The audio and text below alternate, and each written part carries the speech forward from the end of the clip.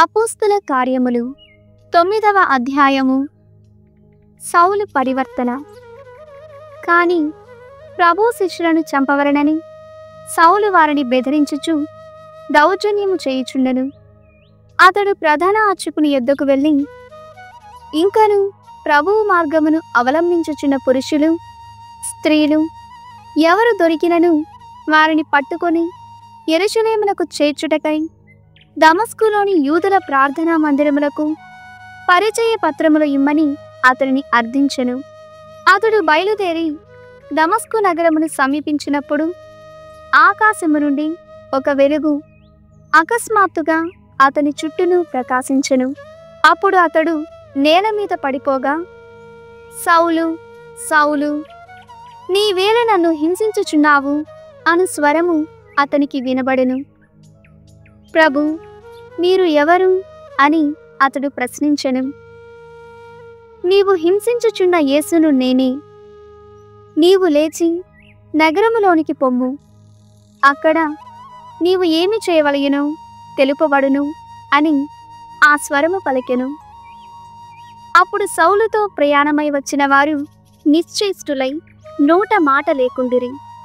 వారు ఆ స్వరమును వినిరి, కాని వారికి ఏమీ కనిపింపలేదు. తదుపరి సౌలు నేలపై నుండి లేచి కండ్లు తెరచెను, కాని అతడు ఏమీను చూడలేకపోయెను. అందుచే వారు అతని చేయి పట్టుకొని దమస్కు నగరములోనికి నడిపించుకొని వచ్చిరి. 3 రోజుల వరకు అతడు ఏమీ చూడలేకపోయెను. ఆ 3 దినములు అతడు అన్నపానీయములు ముట్టలేదు. దమస్కులో అననీయ అను పేరు గల ఒక శిష్యుడు ఉండెను.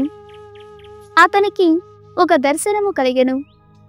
ఆ దర్శనములో అతనికి ప్రభువు కనబడి, అననీయ అని పిలిచెను. అప్పుడు అననీయ, ప్రభు, నేను ఇచ్చటనే ఉన్నాను అని బదులు పలికెను. అంతట ప్రభువు, నీవు లేచి తిన్ననిది అను వీధికి వెళ్ళుము. అచట యూదా ఇంటిలో తార్సుపురవాసి అయిన సౌలు అను పేరుగల వ్యక్తి కొరకు అడుగుము. అతడు ఇప్పుడు ప్రార్థన చేయుచున్నాడు. తనకు మరలా చూపు కలుగునట్లు అననీయ అను ఒక మనుష్యుడు తనపై హస్తములుంచినట్లు సౌలు ఒక దర్శనములో చూచుచున్నాడు అని అతనితో చెప్పెను. అందుకు అననీయ, ప్రభు, యెరూషలేములోని నీ జనులకు అతడు ఎంతో కీడు గావించియున్నాడని చాలా మంది అతనిని గురించి నాకు చెప్పియున్నారు. మరియు నీ నామమున వేడుకుని వారందరూ పట్టి బంధించుటకై అతడు ప్రధాన అర్చకుల నుండి అధికారమును పొంది దమస్కు పట్టణమునకు వచ్చియున్నాడు అని ప్రభువుతో పలికెను. ప్రభువు మరలా అతనితో, నీవు వెళ్ళుము. ఏలైనా అన్యులకు, రాజులకు, ఇశ్రాయేలు ప్రజలకు నా నామమును తెలియజేయుటకు నేను అతనిని సాధనముగా ఎన్నుకొంటిని. మరియు అతడు నా నామము నిమిత్తము ఎన్ని బాధలు పడవలయునో నేను అతనికి చూపించదను అని చెప్పెను. అననీయ వెళ్ళి సౌలు ఉన్న ఇంటిలో ప్రవేశించి అతనిపై చేతులుంచి, సౌలు సోదరా, నీవు ఇక్కడకు వచ్చినప్పుడు దారిలో నీవు చూచిన ప్రభువైన యేసే నన్ను పంపెను.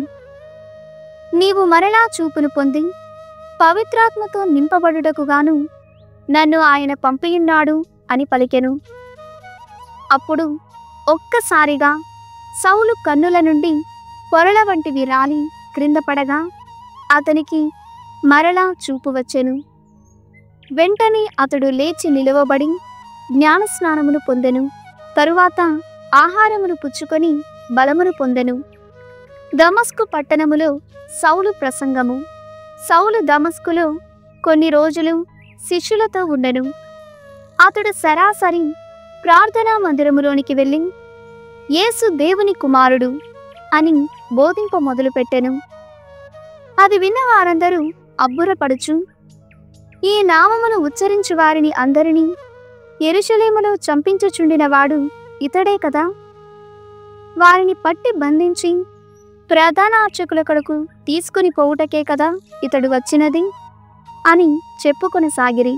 కాని సౌలు మరి ఎక్కువగా బలపడి ఈయనయే క్రీస్తు అని రుజువుపరచుచు దమస్కులో ఉన్న యూదులను కలవరపరచెను.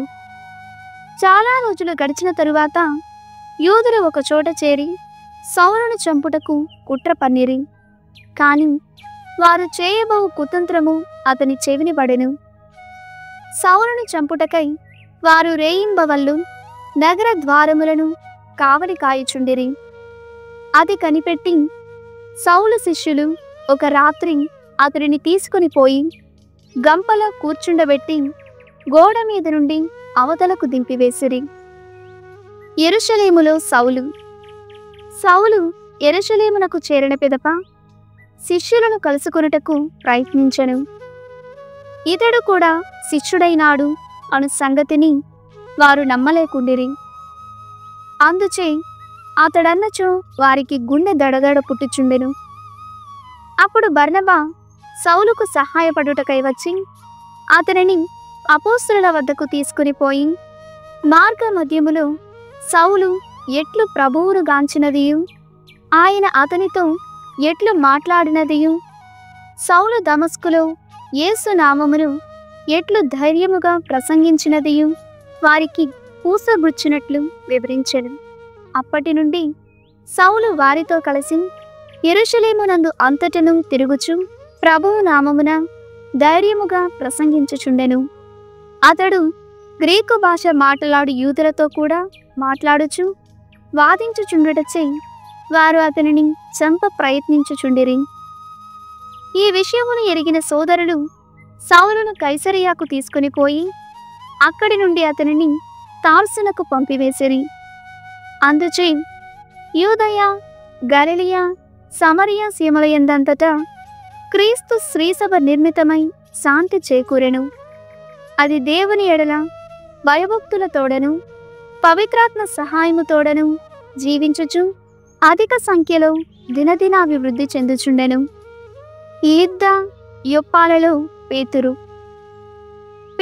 అంతటను పర్యటించుచు ఒకసారి లిద్దాలో ఉన్న పరిశుద్ధులను చూచుటకై వెళ్ళెను. అక్కడ 8 సంవత్సరముల నుండి పక్షవాత రోగముతో బాధపడుచు పడక నుండి లేచుటకైనను శక్తి లేని ఎనియా అను పేరుగల వారిని చూచి, ఎనియా, యేసుక్రీస్తు నిన్ను బాగు చేసి ఉన్నాడు, నీవు లేచి నీ పడకను ఎత్తుకొనుము అని చెప్పగా అతడు వెంటనే లేచెను. లిద్దాలోను షారోనులోను నివసించుచున్న వారందరూ అది చూచి ప్రభువును నమ్మిరి. యొప్పాలో తబీతా అను పేరుగల ఒక శిష్యురాలుండెను. గ్రీకు భాషలో ఆమె పేరు దోర్కా అనగా జింక.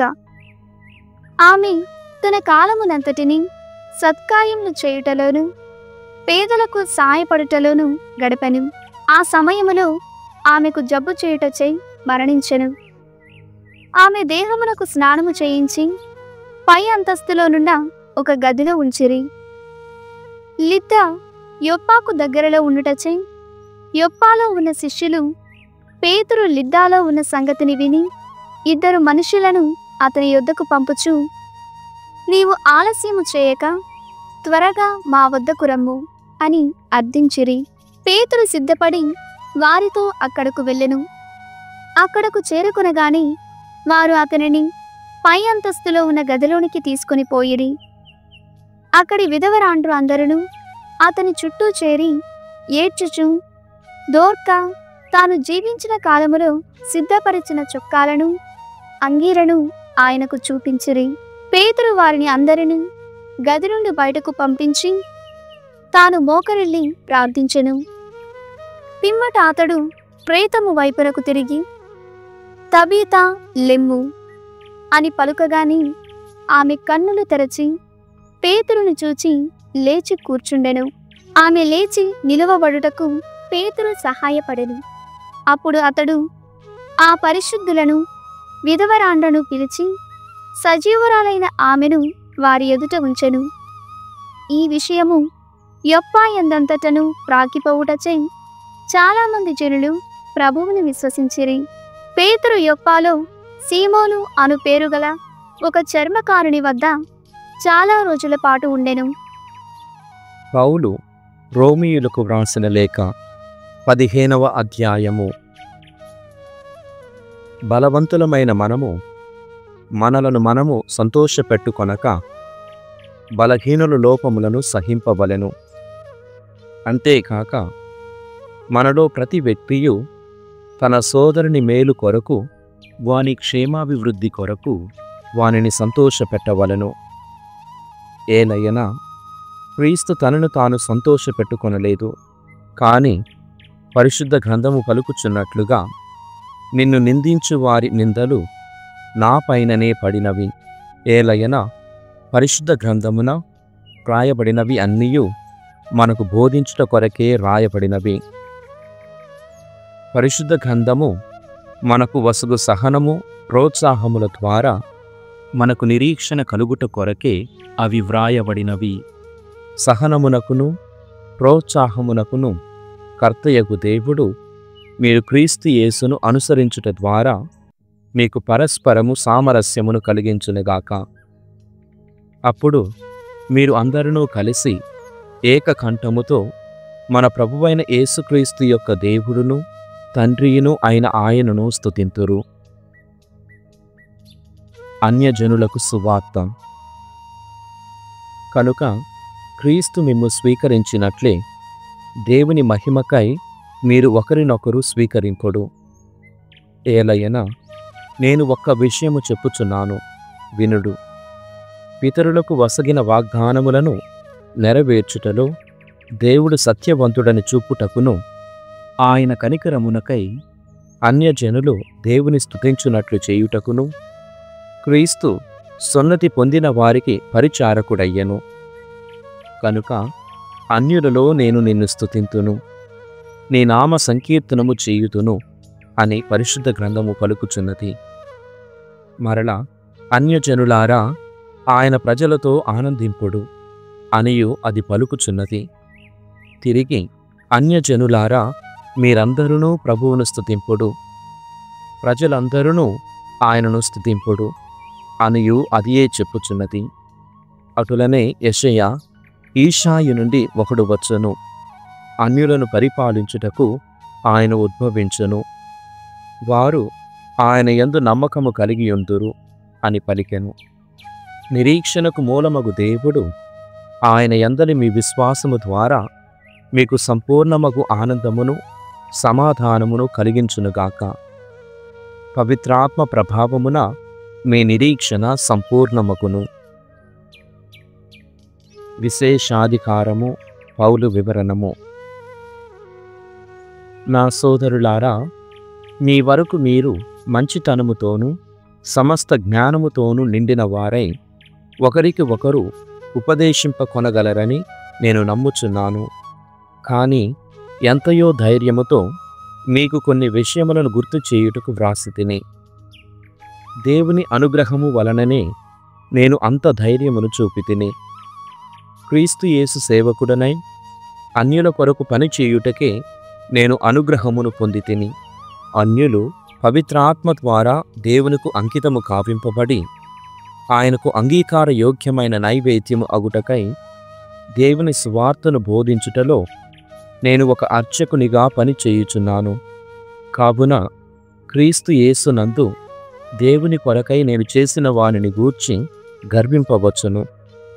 క్రీస్తు నా ద్వారా నా మాటల వలనను చేతల వలనను సూచక క్రియల చేతను అద్భుతముల చేతను ఆత్మ యొక్క శక్తి మూలమునను అన్యజనులను దేవునకు విధేయులను చేయుటకై చేసిన దానిని గూర్చి మాత్రమే ధైర్యము వహించి పలికెదను.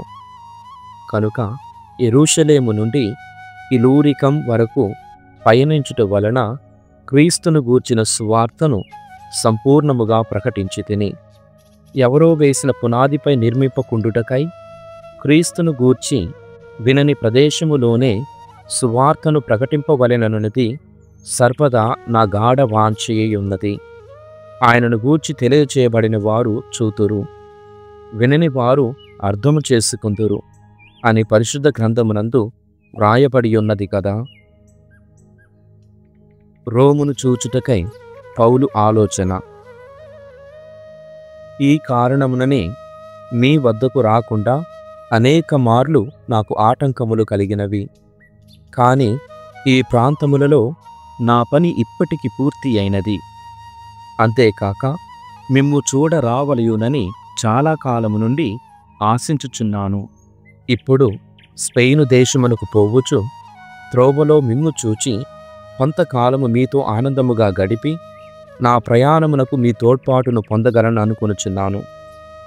కాని ప్రస్తుతము యెరూషలేములోని దైవ ప్రజల సేవకై నేను అచ్చటికి పోవుచున్నాను.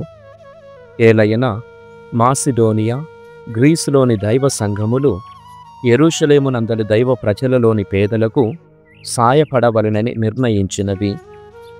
వారి అంతట వారే అట్లు చేయుటకు నిర్ణయించుకొనిరి. కాని నిజముగా ఆ పేదలకు సాయపడవలసిన బాధ్యత వారికి ఉన్నది. ఏలయన యూదులు తమ ఆధ్యాత్మిక ఆశీర్వాదములను అన్యులతో పంచుకొనిరి. కనుకనే తమ ఐహికమైన ఆశీర్వాదములతో అన్యులు యూదులకు సాయపడవలెను.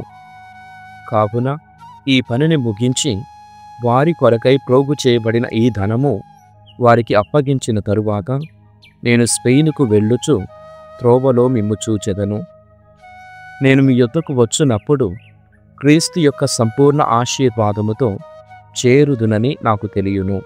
సోదరులారా, నా కొరకై దేవుని ఆసక్తితో ప్రార్థించి నాతో కలిసి పోరాడవలెనని మన ప్రభువుకు యేసుక్రీస్తును బట్టియు ఆత్మ యొక్క ప్రేమను బట్టియు మిమ్ము అర్థించుచున్నాను. యూదయలోని అవిశ్వాసుల నుండి నేను రక్షింపబడినట్లును యెరూషలేములో నా సేవలు అచ్చటి దైవ ప్రజలకు అంగీకారయోగ్యమగునట్లును ప్రార్థింపుడు. కనుక అది దేవుని చిత్తమైన నేను సంతోషముతో మిమ్ము చేరి మీతో ఆనందింపగలను.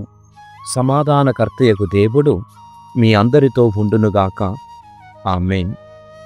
16వ అధ్యాయము. వ్యక్తిగతమగు శుభాకాంక్షలు. కెంక్రేయలోని క్రైస్తవ సంఘపు పరిచారకురాలు ఫేబీ అను మన సోదరుని మీకు సిఫారసు చేయుచున్నాను. దైవ ప్రజలకు తగినట్లుగా ప్రభువు నామమున ఆమెను స్వీకరింపుడు. ఆమెకు అవసరమైన సాయమును చెయ్యుడు. ఏలయన ఆమె అనేక మందికిని నాకును సహాయకురాలు. క్రీస్తు యేసు సేవలో నా తోడి పనివారగు ప్రిస్కాకును అక్విలాకును నా శుభాకాంక్షలు. ఏలయన నా కొరకై వారు ప్రాణములకు తెగించిరి. నేను వారికి కృతజ్ఞుడను. నేను మాత్రమే కాదు, అన్యుల సంఘములన్నీయు వారికి కృతజ్ఞతను తెలుపుచున్నవి.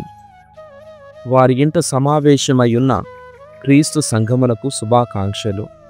క్రీస్తును విశ్వసించుటలో ఆసియా మండలములో ప్రథముడును నా ప్రియమిత్రుడును అగు ఎఫ్ఐనైతుకు శుభాకాంక్షలు.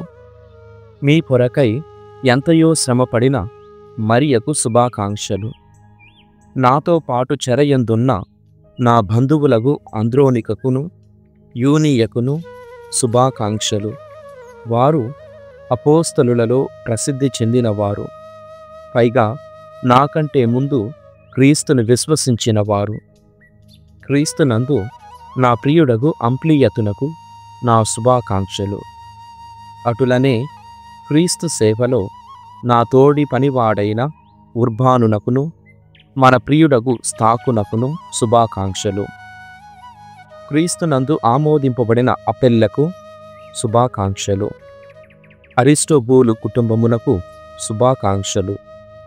నా బంధువకు హెరోదియోనునకును నార్కిస్సు కుటుంబమునంతలి క్రైస్తవ సోదరులకును శుభాకాంక్షలు. ప్రభు సేవలో కృషి చేయుచున్న త్రుపైనాకును త్రుఫోసాకును ప్రభువు కొరకై ఎంతయో శ్రమపడిన ప్రియమైన పెర్సిసునకును శుభాకాంక్షలు. ప్రభువు సేవలో ఉత్తమ కృషి చేసిన రుఫసు, నన్ను కుమారునిగా చూచుకొనిన అతని తల్లికిని శుభాకాంక్షలు. అసుంక్రితు, ప్లెగోను, హెర్మే, పత్రోబా, హెర్మాలకును క్రైస్తవ సోదరులకును అందరికిని శుభాకాంక్షలు.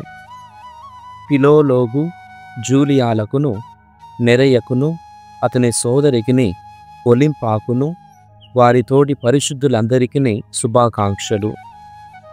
పవిత్రమగు ముద్దుతో ఒకరికొకరు శుభాకాంక్షలు పలుకుడు. క్రీస్తు సంఘములన్నీయు మీకు శుభాకాంక్షలు పంపుచున్నవి.